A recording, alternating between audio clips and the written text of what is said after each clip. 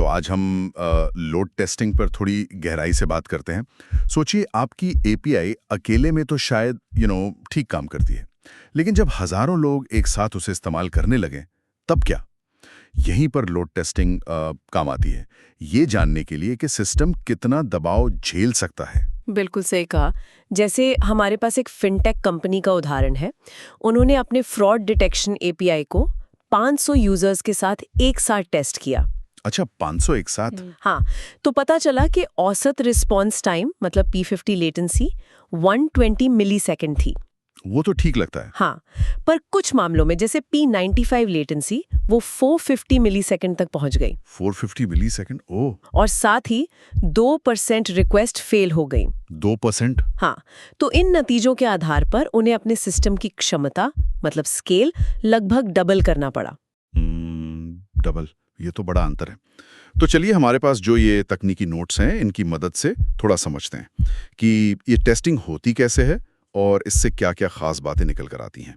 कोशिश रहेगी कि इसके ज़रूरी पहलुओं को आसान बनाया जाए। तो पहला सवाल यही है, लोड टेस्टिंग आखिर इतनी ज़रूरी क्यों है? इससे हमें पता क्या चलता है?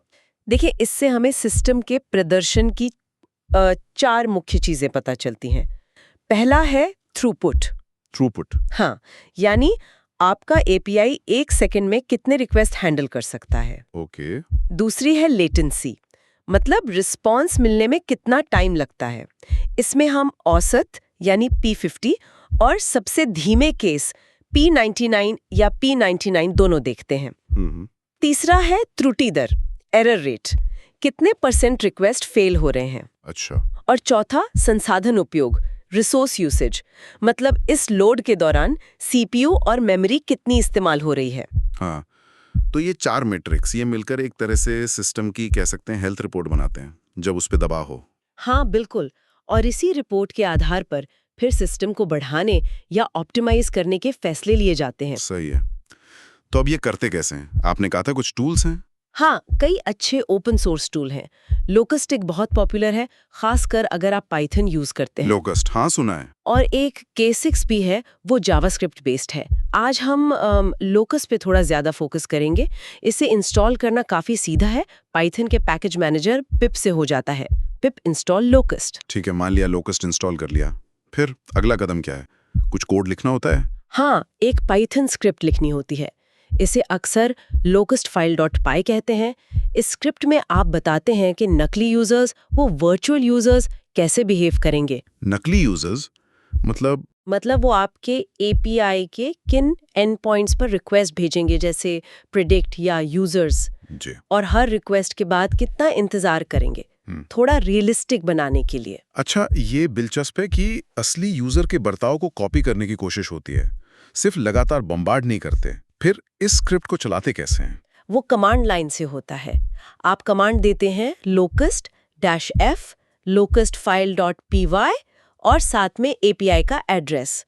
इसके बाद लोकस्ट एक वेब इंटरफेस शुरू करता है। Web interface? हाँ, आमतौर पर लोकल होस्ट $/, 8089 पर। वहां आप सेट करते हैं कि कितने यूजर चाहिए, मान लीजिए 50। कितनी तेजी से वो यूजर जुड़े, जैसे हर सेकंड 5 नए, और टेस्ट कितनी देर चलाना है, जैसे 5 मिनट। ओके, तो ये सब वेब यूआई से कंट्रोल होता है। बिल्कुल। और जब टेस्ट चल रहा होता है तो हमें क्या दिखता है? लाइव कुछ पता चलता है? हाँ, लोकस्ट का वेब इंटरफेस रियल टाइम में आंकड़े दिखाता है। आप लाइव देख सकते हैं P50, P95 लेटेंसी, कितने रिक्वेस्ट पर सेकंड जा रहे हैं यानी थ्रूपुट, और एरर रेट क्या है। अच्छा, तो लाइव फीडबैक मिलता रहता है। हाँ, वो बहुत काम का होता है। लेकिन सिर्फ एपीआई का रिस्पॉन्स देखना ही काफी नहीं होगा, है ना? मेरा मतलब है सर्वर खुद कितना लोड ले रहा है। बिल्कुल सही पॉइंट है, ये बहुत जरूरी है। लोड टेस्टिंग के साथ साथ आपको सर्वर पर भी नजर रखनी होती है। सामान्य मॉनिटरिंग टूल जैसे HTOP, या अगर आप डॉकर यूज कर रहे हैं तो डॉकर स्टैट से सीपीयू और मेमोरी का उपयोग देखना चाहिए।